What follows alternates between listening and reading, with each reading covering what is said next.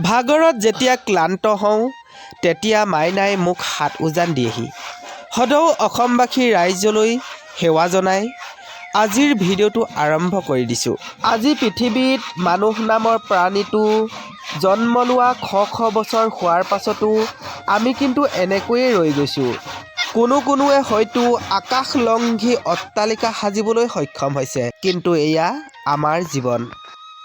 বাঁহ বেতেৰে তৈয়াৰী এই সাধাৰণ পঁজাটোৰ তলতে আমি জীৱন নিৰ্বাহ কৰোঁ। আকাশেদি পানী পৰিব, মাটিৰ তলেদি পৰুৱা নিগনি সোমাব, এনেকৈয়ে 3 বছৰ 5 বছৰ অন্তৰে অন্তৰে সাজি থাকিব লাগিব আমাৰ পঁজাটো।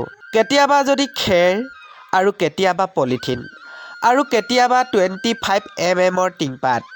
মাইনা আৰু মোৰ জীৱনলৈ যে কত দুখ কষ্ট যাতনা, বৰষুণ বতাহ ধুমুহা আহিছে আপোনালোকৰ আগত কৈ থাকিলে উৰকে নপৰিব।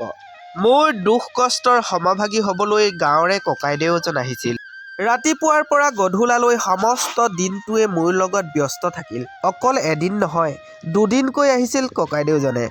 ইমান দুখ কষ্ট কৰি দিয়া ককাইদেউজনক দিনৰ ভাগত ব্ৰইলাৰ মাংসৰ সৈতে এসাঁজ খোৱালো যদিও মই কিন্তু মনত শান্তি নাপালোঁ। গতিকে ৰাতিলৈ আকৌ মাতিলোঁ ককাইদেউক। ককাইদেউ আহিবচোন, গধূলি বৌদেউকো আনিব আৰু ছোৱালীজনীকো লৈ আহিব। তিনিওজনে মিলি আজি আমাৰ ঘৰতে এসাঁজ খাবহি। মই লোকেল কুকুৰা এটা আনিছোঁ বদুলিলৈ। কিনিবৰ কাৰণে নাপালোঁ, বদুলিলৈ বুলি এটা কুকুৰা পাইছোঁ। আপোনালোকৰ মৰমত আনিছোঁ, নহাকৈ নাথাকিব দেই, আহিব দেই। প্ৰথম অৱস্থাত ককাইদেউক কিন্তু বৌদেউয়ে বাধা দিছিল। সিহঁতৰ ঘৰলৈ গ'লে ভিডিঅ' বনাব, মোৰ হ'লে বহুত লাজ লাগে, নাযাওঁ নেকি। কিন্তু মোৰ অনুৰোধ পেলাব নোৱাৰি অনুৰোধ ৰক্ষা কৰিলে ককাইদেউ আৰু বৌদেউয়ে। এয়া যে মাইনাই ৰান্ধি আছে, এয়া লোকেল কুকুৰাৰ মাংস। খুব সুন্দৰকৈ বনাইছে মাইনাই, টেষ্টি লাগিছে খাই।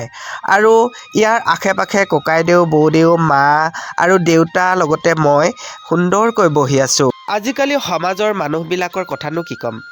ভালকৈ এসাঁজ খালেও হিংসা, ভালদৰে মাত কথা দিলেও হিংসা, ভালদৰে এটা ঘৰ সাজিলেও হিংসা, ভালদৰে ল'ৰা ছোৱালীক পঢ়াব পাৰিলেও হিংসা, মুঠতে হিংসা হিংসা হিংসা।